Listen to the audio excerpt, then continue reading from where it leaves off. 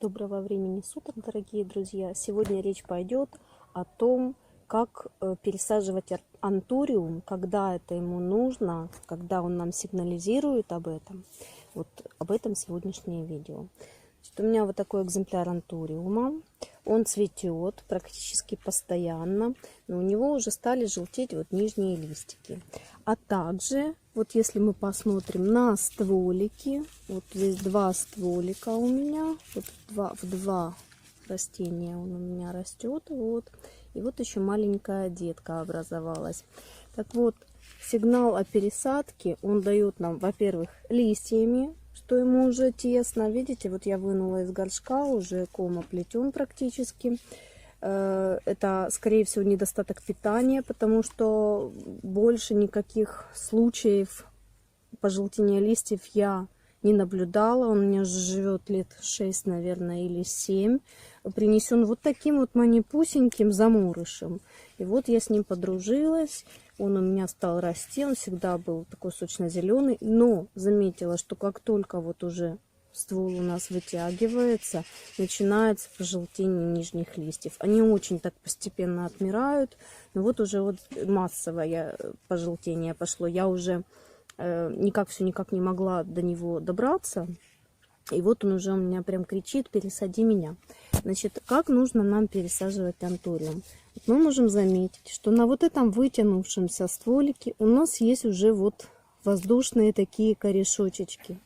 И вот теперь нам нужно при пересадке заглубить этот стволик где-то по вот эту вот часть. То есть по вот эту вот точку роста зеленую, не глубоко, не вот так, потому что вы ее закроете, эту точку роста, а вот где-то вот чуть ниже. Даже несмотря на то, что здесь есть воздушный корешок, я думаю, что в этом случае его здесь закапывать не нужно, потому что здесь идет уже нежная зеленая часть. Мы рискуем туда вот прям в точку роста попасть с землей, и либо водой при поливе, и растение может, вот этот стволичек, стебель может его загнить. Поэтому мы вот как раз по низ этого корешка вот уровень грунта должен быть.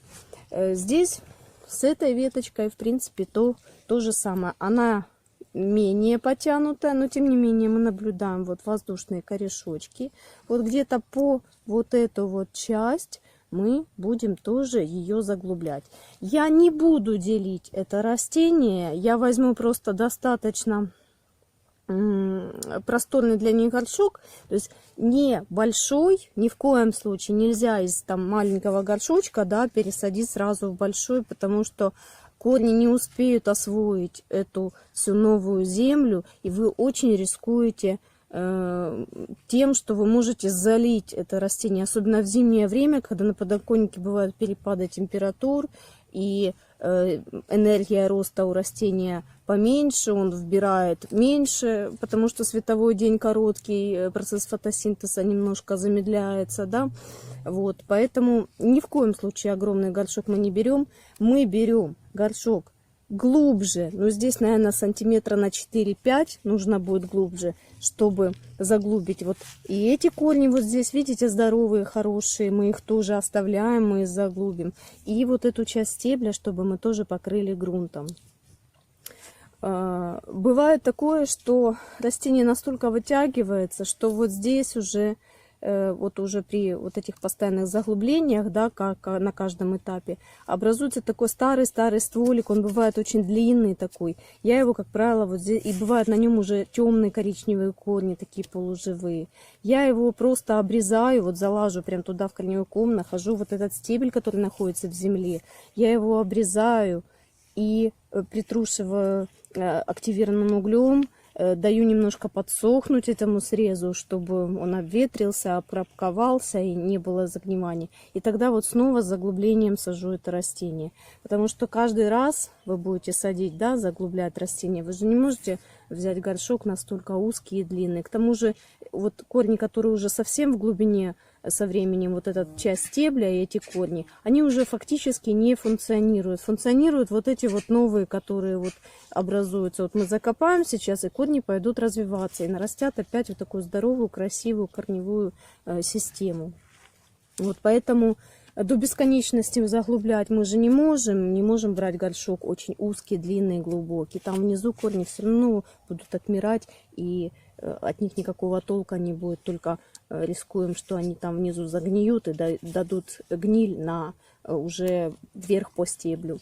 Поэтому, если у вас вы раскопали, да, свой антуриум и увидели, что там вообще очень глубокий был горшок, много вот этого длинного стебля в земле, его смело можно обрезать, при условии, что тут, конечно, на части, которую вы оставляете, есть здоровая корневая система. Этот стебель вы обрезаете, подсушиваете обязательно, даете ему обветриться, проковаться, чтобы не было гнили. И только после этого пересаживаете.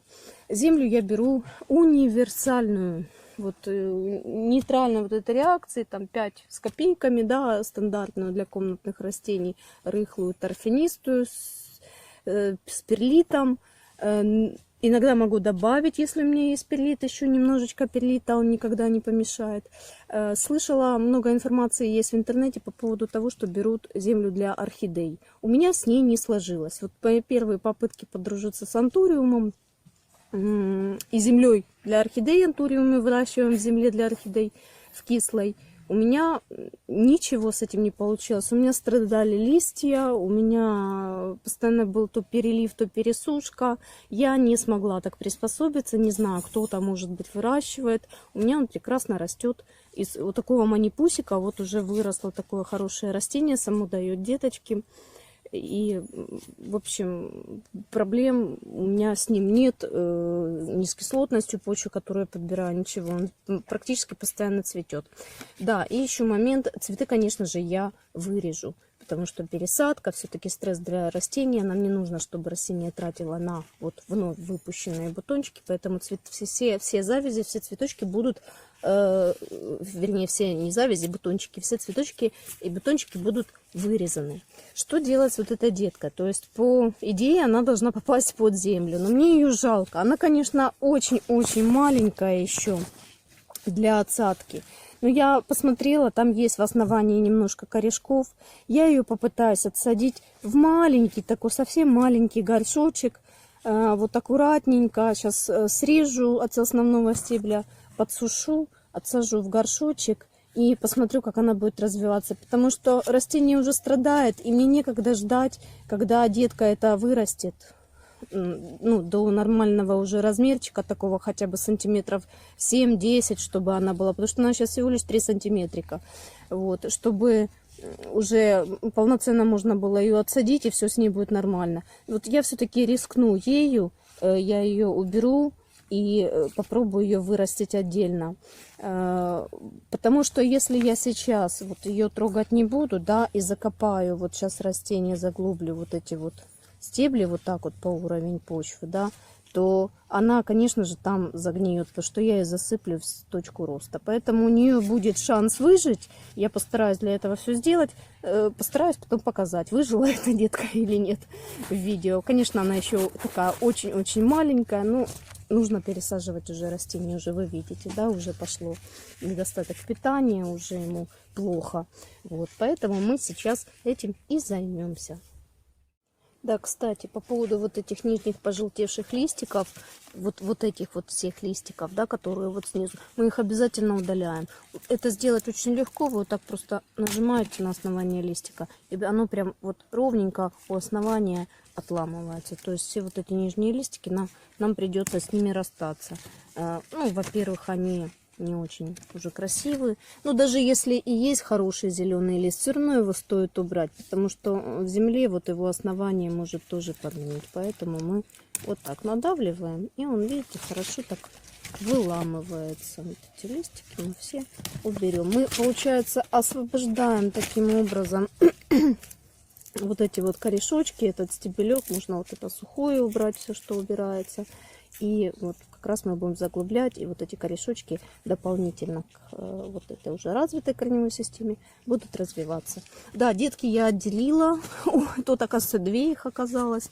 Очень они, конечно, малипусики, но зато с корешками. Вот видно на камеру немножко ракурс не совсем наводится. Вот есть. Видите, уже корешочечки. Я их аккуратно, наверное, посажу просто в один стаканчик прозрачный, маленький совсем, чтобы наблюдать.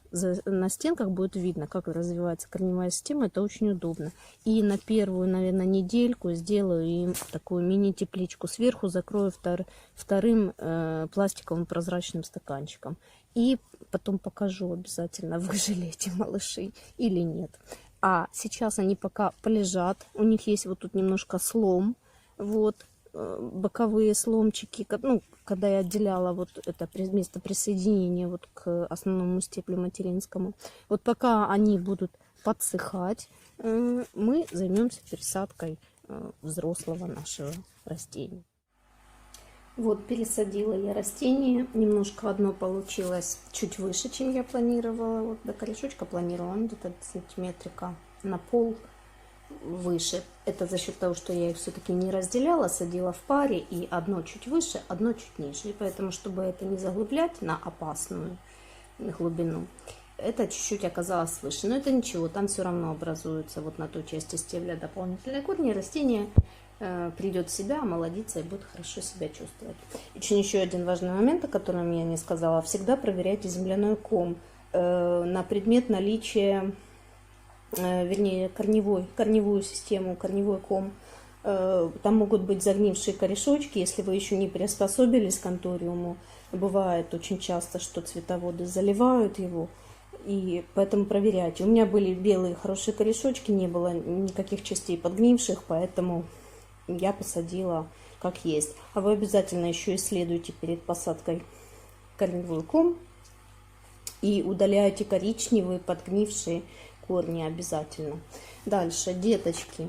Вот две деточки посажены у меня в прозрачный стаканчик, чтобы наблюдать за корневой системой. Если вы еще не начинающий цветовод, не приспособились к поливу, то садите в еще меньший стаканчик. Если у вас вдруг случится вот таких вот деток выхаживать, еще в меньший стаканчик, чтобы вам удобно было корректировать полив, и даже если чуть лишнего плюхнете, быстрее земля там просохнет, ничего с растением не случится.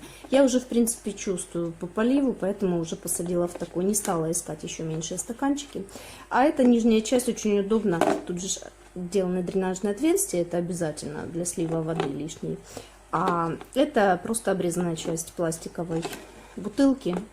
Очень удобно мне вот так вот именно вот такие сужающиеся вот к этой части бутылки использовать вот на подставку под такие стаканчики. Ну, конечно, для интерьера это не очень эстетично, но в тех местах, где у меня обычно стоят всякие теплички, укореняшки, это не на глазах у людей, не на глазах у гостей, поэтому у меня есть такое место в доме, где я это все развожу, потому что, ну, цветоводы знают, что не всегда растения выглядят презентабельно. Ну, а вот это уже пойдет в комнату на окошечко, на его постоянное место жительства. Живет он у меня на восточных окнах и прекрасно себя чувствует. Я почему-то думала, что там у него будет маловато света, там где-то до часу дня, вот так, до 1:30 там есть свет, вот, и солнышко, а ему, в принципе, нормально. Единственное, что летом там жалюзи закрываются, потому что в 12 часов еще там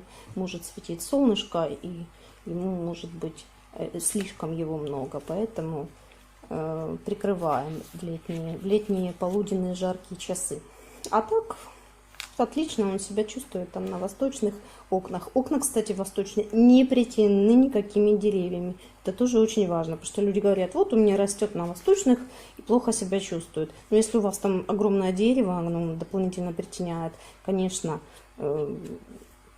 будет растение плохо себя чувствовать. У меня открытое окно, большое, просторное, поэтому ему там хорошо.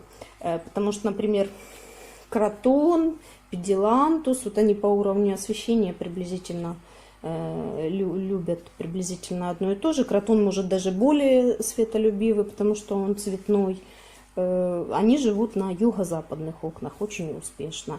А антуриум я не пробовала на юго-западных окнах. Я сразу его поселила на восточное окошко, вот таким тоже малышом, вот таким вот где-то.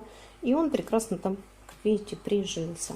Все, отправляем на окошко. Деточку обязательно накрываем, деточки наши, такой вот прозрачной тепличкой. Теплички у меня тоже это стаканчик подготовленный под посадку. Здесь есть дырочки для проветривания. Вот. И вот так вот я накрою. И он пойдет тоже на светлое окошечко укореняться. Расскажу о их судьбе. Ну, а мама антуриум идет на свое постоянное место жительства. Надеюсь, вам пригодится эта информация. Берите на заметку. Не все могут с ароидными подружиться, в частности с антуриумами. И у меня это когда-то не получалось. Я свой первый покупной антуриум благополучно залила. Вот, и он погиб, загнил, у него основной стебель.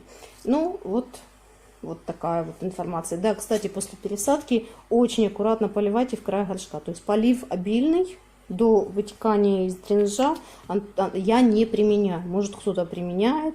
Я не применяю, потому что если есть сломы где-то на стебле, не поджившие, то есть, ну, рискуете загноить. Еще не развитая корневая система дальше не пошла развиваться. Поэтому аккуратненько в край горшочка. Совсем чуть-чуть я тут слегка его продушевала. И малышей слегка-слегка полила в краешек. И здесь, то есть ком у меня изначально был влажный. И вот такой влажной земельки мы оставляем. Не заливаем, не проливаем до вытекания воды. Уже окончательный полив, уже полноценный, мы будем производить это недели через 2, а то и 3. Я ориентируюсь по точкам роста. Выходит новый лист, все, значит, корешки там сцепились, уже прижились в новом объеме почвы, и можно уже переходить на обычную форму полива. Поливаю по мере просушки земляного кома. Нельзя держать постоянно влажным. Антуриум любит влажность, но словосочетание «любит влажность» многие понимают неправильно. Они все время держат мокрую землю. Нет, мокрую землю мы не держим. У него достаточно мясистые корни, мясистый стебель, который способен держать там запас влаги на случай пересушки. Он любит опрыскивание, легкую влажность, легкую вот такую вот туманчик, душевание, протирание листиков от пыли. Вот это вот он любит. То есть влажность атмосферную вокруг себя. Но ни в коем случае вот там не должно быть мокрого, постоянно корневого, земляного вот этого кома, постоянно почвы мокрой. Это очень опасно. Вот у меня это как раз это и была моя первая ошибка при знакомстве с антуриумом. Так что всем удачи, всем пока.